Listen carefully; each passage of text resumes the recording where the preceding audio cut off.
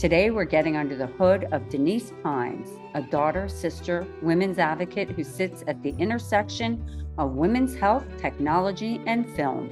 She's an advocate for age empowerment and community health who stands at the forefront of midlife wellness for women. Denise co-founded Tea Botanics after her experience with hot flashes, introducing a line of teas for menopause. She founded WisePause Wellness, a platform dedicated to pro-aging health and education. At the helm of the FemAging Project, she provides women's health tech research and leads pitch competitions connecting investors with groundbreaking innovations tailored to women aged 40 plus. In her role as the president of the Osteopathic Medical Board of California and past president of the Medical Board of California and board executive of the Federation of State Medical Boards, it puts her at the center of shaping healthcare policies and practices. Finally, as a filmmaker, she's uplifting stories about girls, women, and people of color. Her most recent film is The M Factor: Shredding the Silence on Menopause, which will be launching in October. If it's okay, I'd love to get started. Yes. What was the inflection point? What was that turning point in your life that got you into health and wellness? I think there were two inflection points. My first inflection point, I think 18 and a half or 19, I was going to college. And one of the electives that I had to take was like fitness. Right? I was like, why do I have to take fitness? And why that was a problem was because I was asthmatic. I have always been I was asthmatic, baby, child, now I'm 18 at college, and now they're mandating that I have to take this class. And so in my mind, I'm going to do what I had done when I was in high school, which was get some paper from a doctor and like get out of it. So a friend told me about a class that was an aerobics class. They were like, oh, the guy, he never even checks or does roll call. You just come in, check off your name, put your initials, and you're good to go. Well, I go to class, that paperwork isn't on the wall. There is a new teacher in front, right? A woman. And my friend told me it was a guy. And she does the roll call. And so I go to her afterwards and tell her, I just got to let you know, I can't do anything physical. You can like give me an exam. I'll test out of it because I have asthma. So she says, do you have an inhaler? And I'm like, oh my God, yes. I go nowhere without my inhaler. And she says, great, bring that to class. And I was like, she says, to graduate, you have to run a mile in 8 minutes. And that was the beginning of the shifting of how I saw my physical body being this body that couldn't do anything to being a body that was able to run that mile in 8 minutes. Had my inhaler, but I was still able to do it. And what I realized was that I had, as a child, exercise-induced asthma. So if I played hard, I would get asthma. And what I didn't realize is that your body could change. And my body had changed, and I no longer had exercise-induced asthma. I still had it. I was still allergic to God knows how many things that would induce an asthma attack. But I did not have it induced by exertion.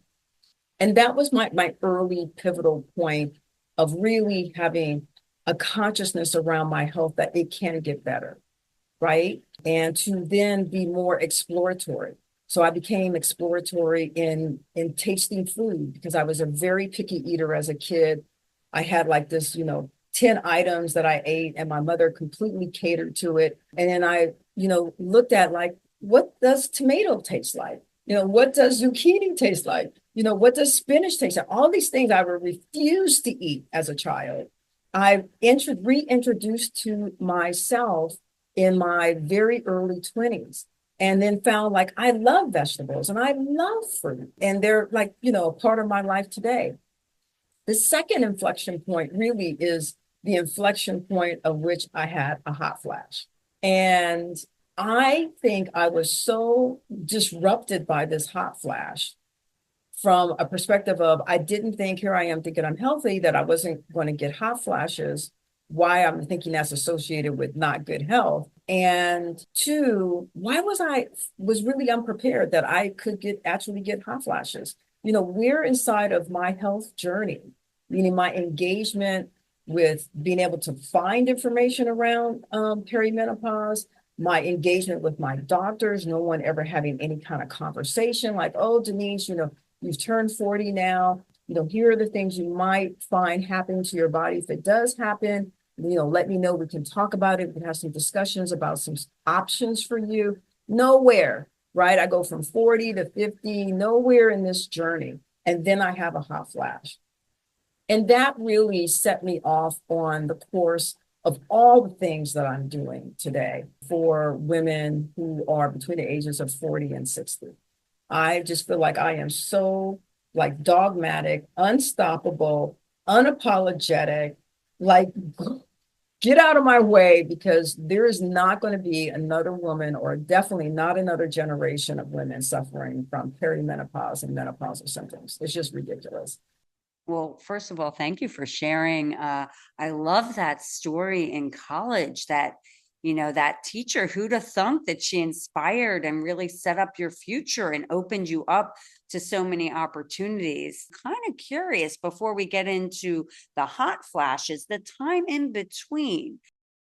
Yeah, so that moment led to a friend who lived next door to me, um, coming over and saying, hey, you want to go for a walk? Right. So now I've discovered, well, I don't have exercise-induced asthma. Oh, yeah, I can go for walks. And so I started walking. She ended up moving away. We walked at a track, and I found myself walking faster and faster. And finally, I found myself walking so fast, like a speed walker, that I was walking past runners. And one day I just decided to run, and I ran like a lap. And the next day I came out and I ran another lap. And eventually I was able to run all these laps. And then there was this one guy who was super fast. He came out early. Like I used to go run at 5 in the morning. So it would be dark, depending on the time of year. And I'd see him, he'd be like the only person out there. And I'm, out there, like, first walking, now running. And in my mind, I said, one day I'd love to catch up with him. Well, one day I passed them running, and he was so shocked, and I was so shocked that he never spoke to me before. He came over and he said, great job. And I said, I've been trying to catch up with you for the last 2 years. And he says, well, you did more than catch up. You passed me. He's like, I can't run that fast. And then I got an opportunity to relocate to Los Angeles. And so I didn't see him again after that, right? Because for me, it was actually kind of like my last run. And it wasn't like I was intentionally trying to run fast to beat him. It was just where I had gotten myself. And so what I just realized, I think, is that we should always be testing our bodies, right? No matter what our age, even as we get older, there is something else we can test our body to do. I read an article maybe about 2 years ago about the cyclist who was 101 years old. And they wanted to see, could this cyclist, with some additional training, could he be, could his fitness improve? His fitness, in fact, did improve. He became a faster cyclist. His V2 oxygen level increased. Everything about his body actually got better. He was 101 years old. And so that just was so inspiring for me that, I mean, I just continue, so went from doing this running to then doing marathons to then doing triathlons. And now I'm at where I do a half a marathon a year and a triathlon. So I've gone from this exercise asthmatic kid to someone who is an athlete and can compete. So you're going along your journey. And so were you in any ways professionally dealing with health and wellness in those years? Yeah, no, it wasn't. It just was that, I always had this interest in health and wellness that and I also love therapeutics. Mm. So I love like getting massages. I love doing light therapy. If you said a flotation salt business opened up down the street, I'm there. If you said that there was this psychedelic light thing going on, I got to check it out, right? So I became that kind of person, and then found my tribe of people who are those kind of people too, right? So sound baths and all that sort of stuff. I mean, I just love that. But because I was in entertainment and had the ability to influence content, I would always make sure that everything that we did from a programming standpoint had some kind of health wellness content in it, right? That we would interview people who were either healthcare clinicians or approached health a certain way, or they garden in the community, right? I would try to find ways where we could lift up this notion of lifestyle and health, and that it wasn't for certain people, it was for everybody, that it was embraceable, right? That you didn't have to have money to, feel like you could be healthy. I've done probably like thousands of hours of health content between radio and television programming. So kind of just sort of kept that. And then there was an app, how I ended up getting into medical regulation. There was an app, a health app that I wanted to do.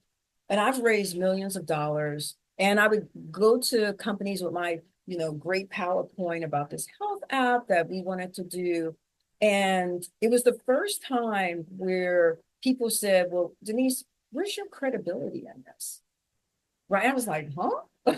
Like, no one had ever said that about anything that I was presenting in the past. But I realized that health content was really something that people weren't going to just easily put out into the universe. And I really appreciated that. And I realized there's regulation around health content. There's regulation around how you distribute it. There's regulation around what it actually says and what you claim it to do. And so while I'm orbiting in this, we get a new governor in our state, which was Governor Jerry Brown. And he was looking for younger people to be on boards in our state. And we have 27 boards in our state. And boards are regulatory for particular professions. So like contractors they have a license, or lawyers have to have a license, doctors have to have a license. So it's that kind of regulatory boards that we have here. And so a friend saw me at an event and said, oh, I was just talking to the governor, he loves you, he wants you to be on one of our boards. And I was like, well, what are the boards? So she started playing them down and she said medical.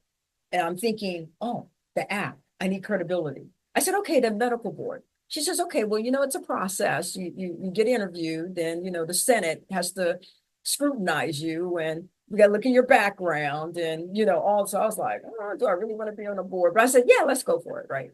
So fast forward, I get on the board, and I just realized how important this board work is.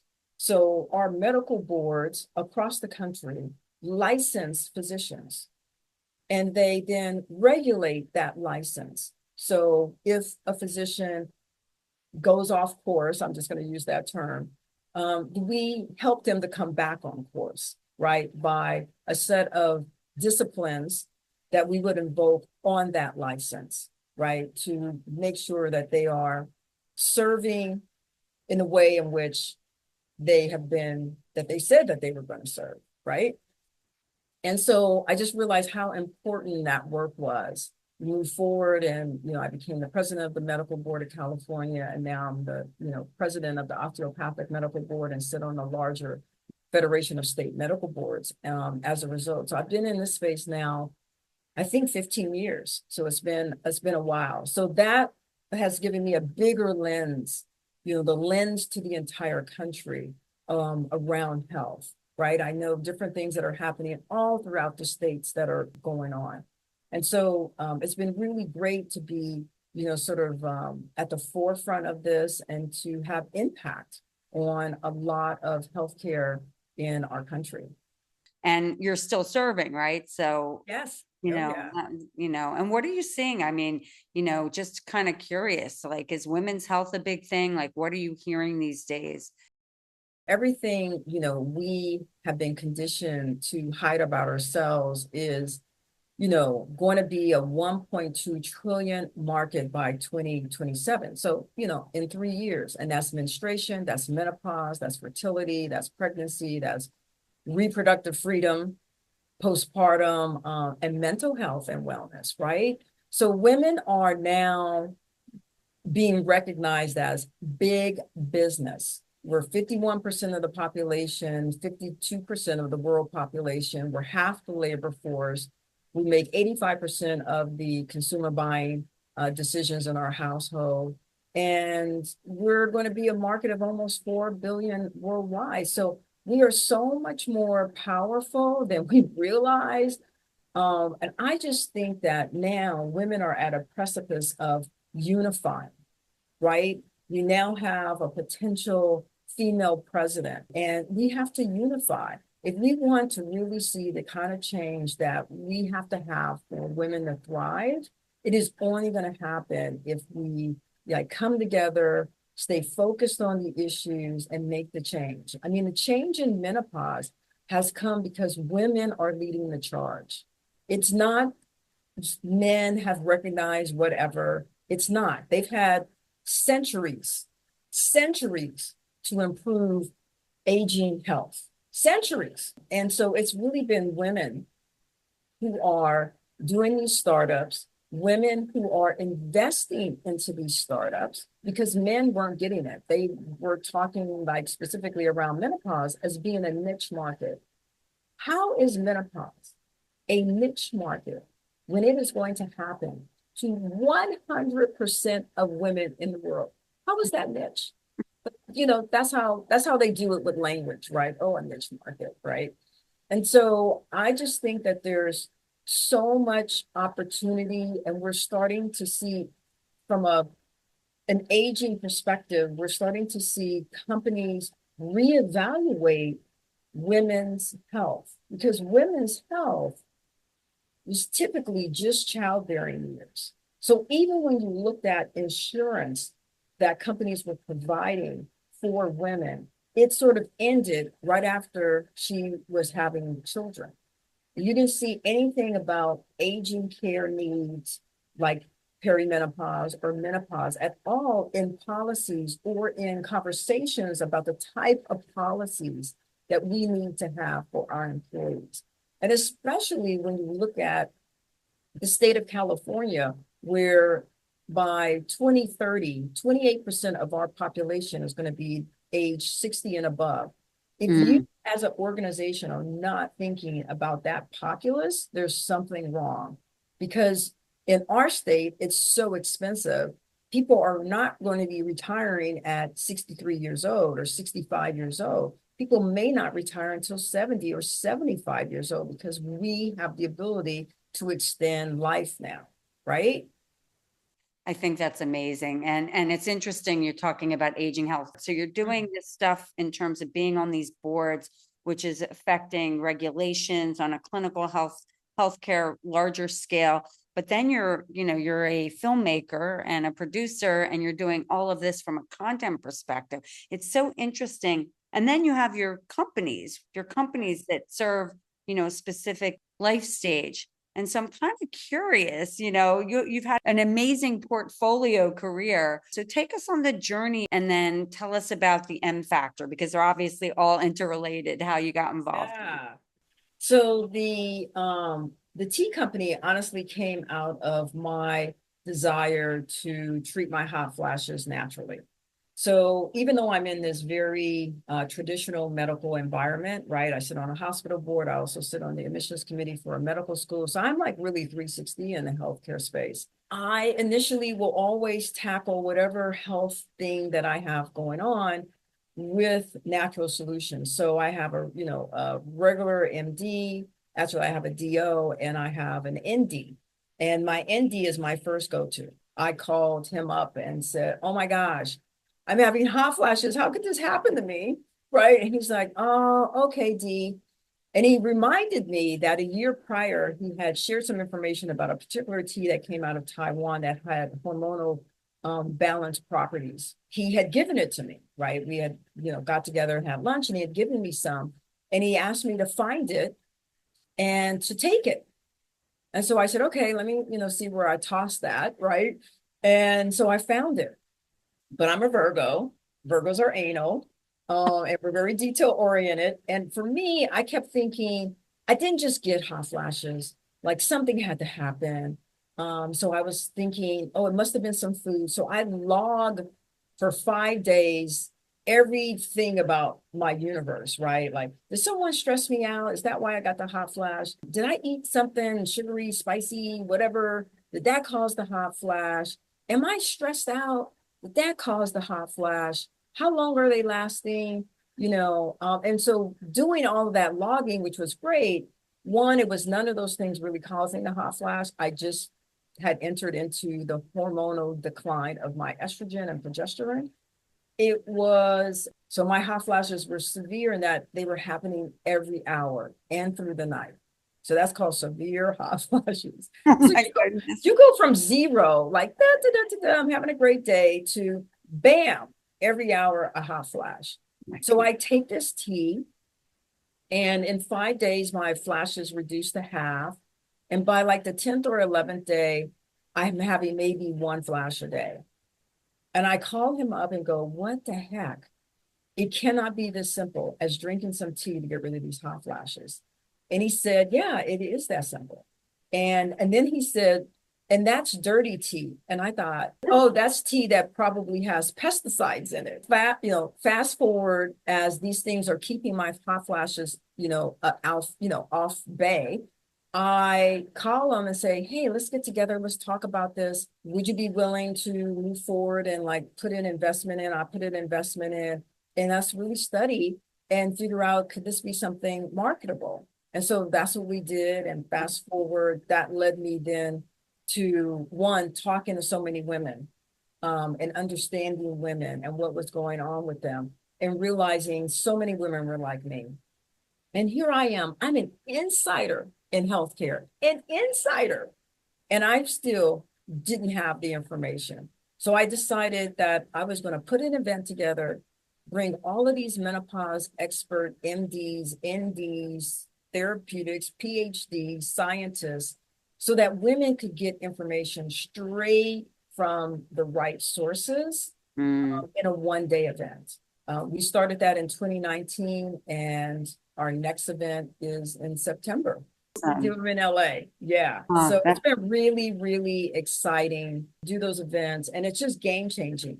I mean, every time I do this event, women come up to me. The first time I did the event, there was this long line, and I thought, oh, they must be waiting for this doctor to finish talking. And I thought it was the doctor actually I was talking to.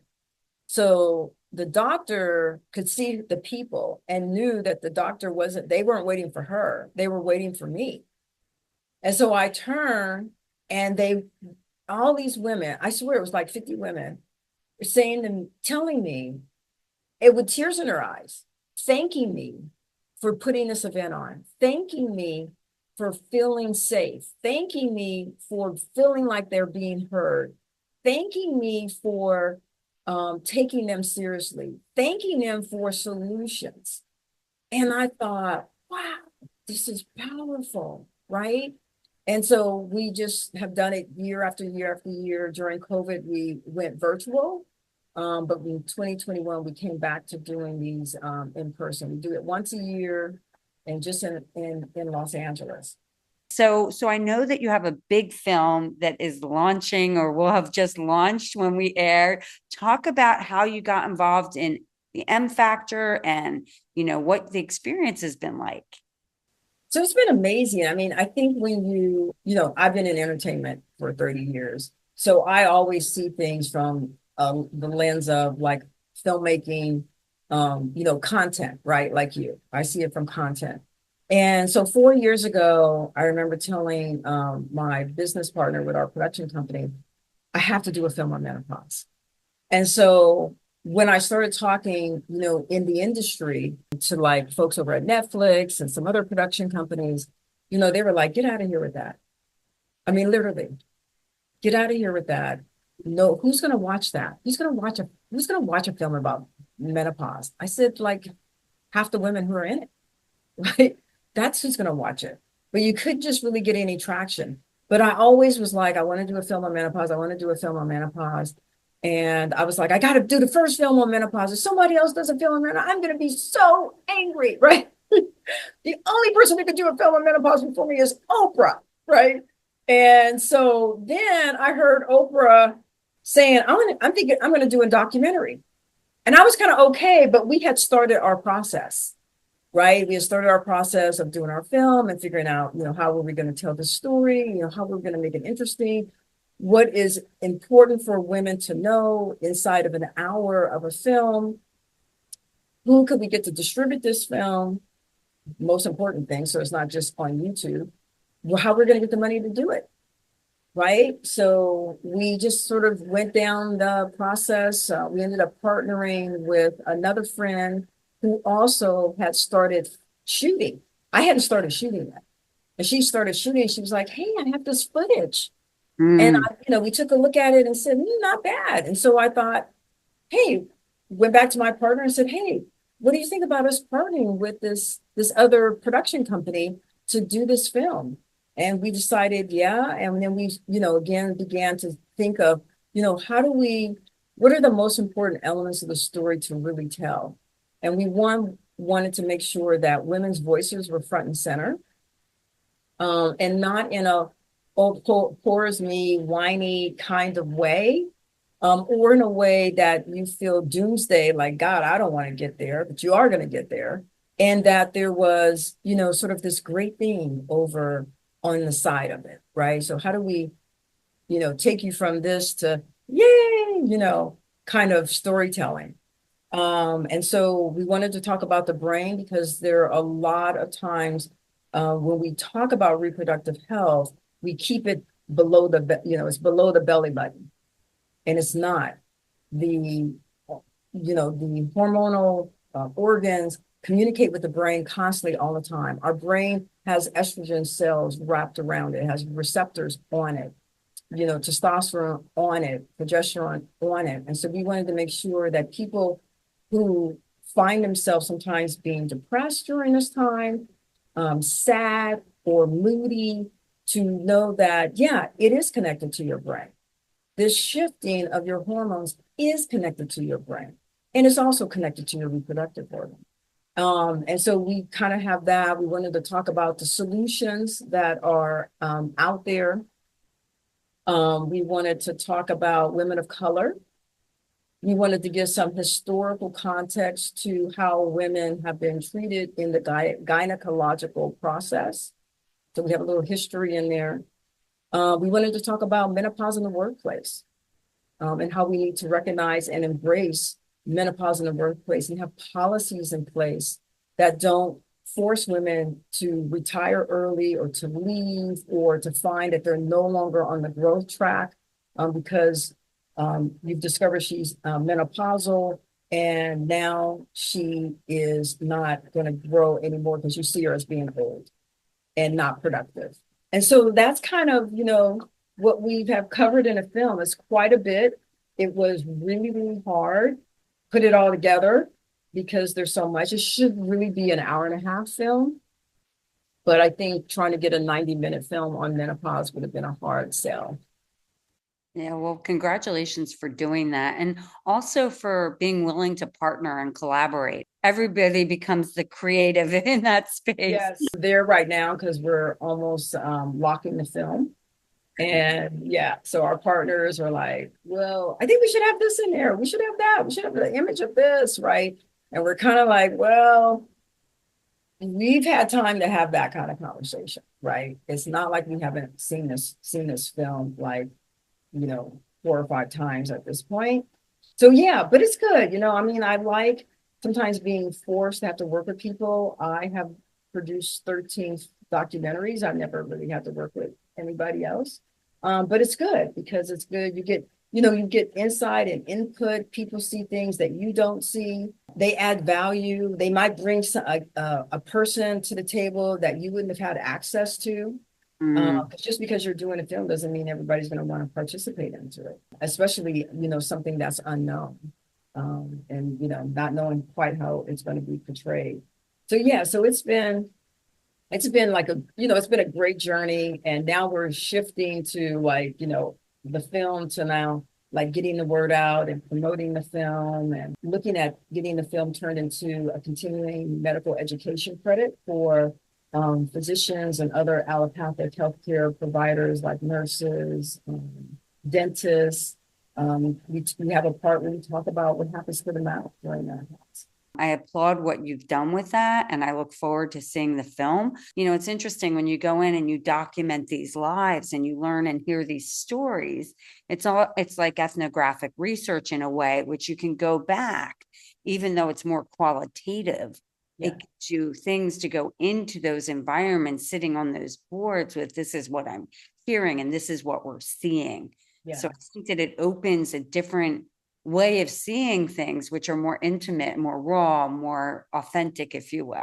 Yes. I mean, like, for example, we show I think three physicians interacting with their patient so that actually women know what an interaction on menopause with a doctor should even look like, right? Because so many people are going to physicians that can't help them because they don't have knowledge.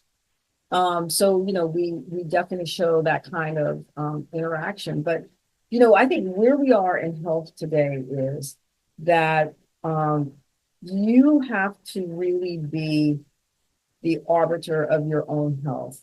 We have such a health personnel shortage, starting with physicians, then going down to nurses, that in the near future, you will be fortunate, and I probably will say well off, to be able to see a physician.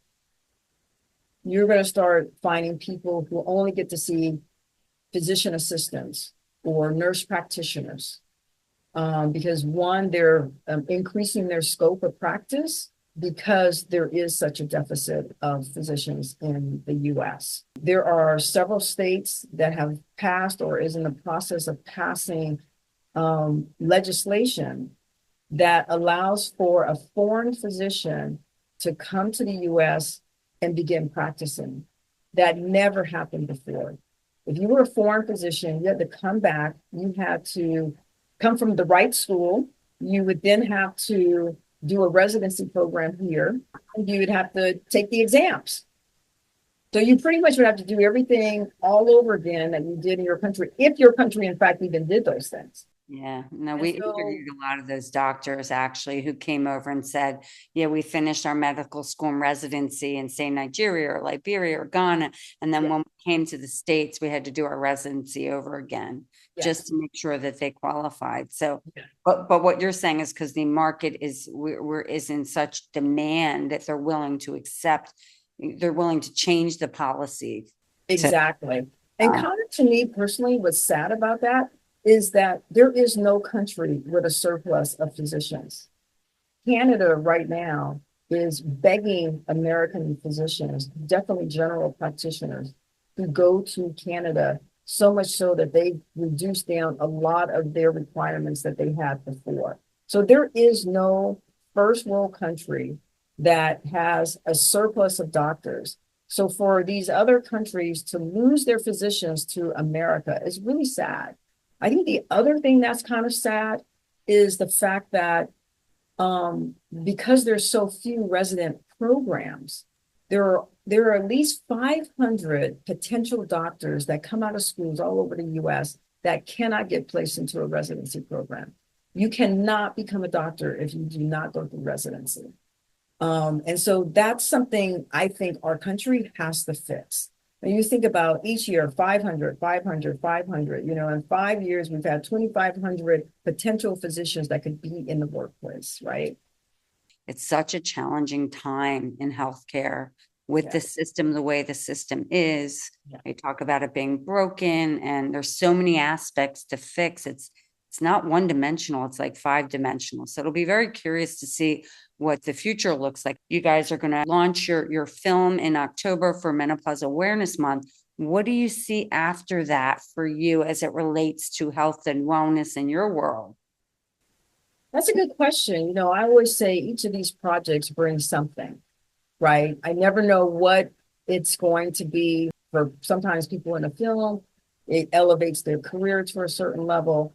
I think for me, like how I want this film to be used is in the medical community for sure. So I've been working with the Osteopathic accrediting college agency to make this film available to medical students so that it's, part of their curriculum, and can be lead into their menopause training programs that they currently have. For physicians that this can be by watching the film, they'll get a CME credit, an AMA, they call it an AMA Category 1 credit for an hour.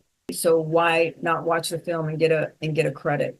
There's a process they would have to go through to make that happen, but they know the process. For the segment, we're working to get some additional funding to go into the film and carve out and expand upon certain segments. So the workplace segment, to create that to be a little bit bigger so that it can be used by companies, so by HR directors and leaders of benefits to show their bosses why this is important and a best practice.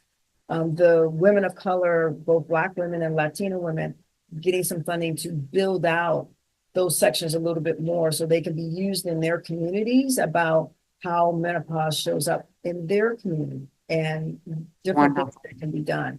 So that's how I think about filmmaking. It's not one thing, I it's like love all it. of these things. I love it. I think that's awesome. I like the way you're thinking about it, in particular as it relates to the clinicians. Well, there's also, I have to be honest, because this is still like an evolving platform, even I could bring three MDs on your show right now, and each of them will have a different perspective on even the treatment protocol. I So couldn't one agree thing, more. I couldn't agree more. That's what right? I So found as well.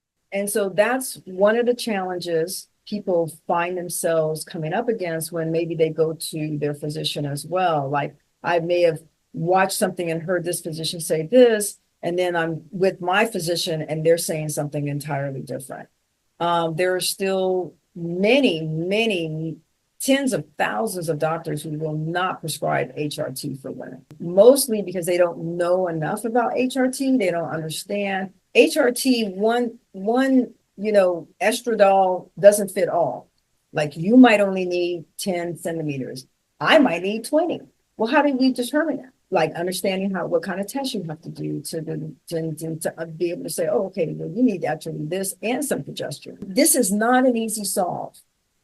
This is not pop the pill. It's all magic that's gonna happen, and then the body is still changing. That hormonal body is still ebb and flowing, ebb and flowing, ebb and flowing for years. So even your HRT dosage is going to have to change over time. Yeah, and it's interesting that you say that, Denise, because I know many years ago I've been in health and wellness advertising, and I remember when Premarin, I remember when the WHI studies came Yeah, out, and yeah, suddenly things went south very quickly, and so fast. everybody was pro HRT, then they deserted it, and so I think getting that back. So you have a number of physicians who spend a lot of time like figuring it out, studying it, making sure, understanding how to titrate and make sure that the women are getting the right doses and Yeah, stuff. But it isn't for all. And I think that every woman's health journey is going to be unique, but we're going to have commonalities along the way.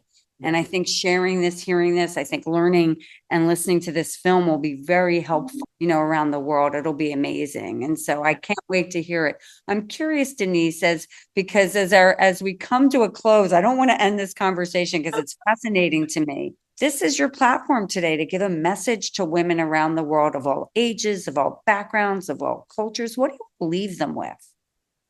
Ooh, I want to leave women with believing in themselves. I think we constantly second guess ourselves, right? I call us the sorry people. We always say, if something happens, oh, I'm sorry. Yeah, I'm sorry. Like even me, it's almost automatic for me that I'll go into, I'm sorry. And so a lot of times I have to pause and say, was that worth saying sorry for? So I think just kind of recognizing some of these things that we've been on autopilot about ourselves because how society has positioned women. for me, I think of like, what is the ideal world? So the ideal world to me is where women 50 plus are desired, they're valued, they're actually sought after, they're respected, they're appreciated for their wisdom, they're appreciated for their contribution to their family and to their community. I like us to, there's only one or two other mammals that actually go through menopause. And I like us to be like the killer whale community, right? Where the female is revered. She has sex at 85. Her male offsprings follow her lead until they're 25.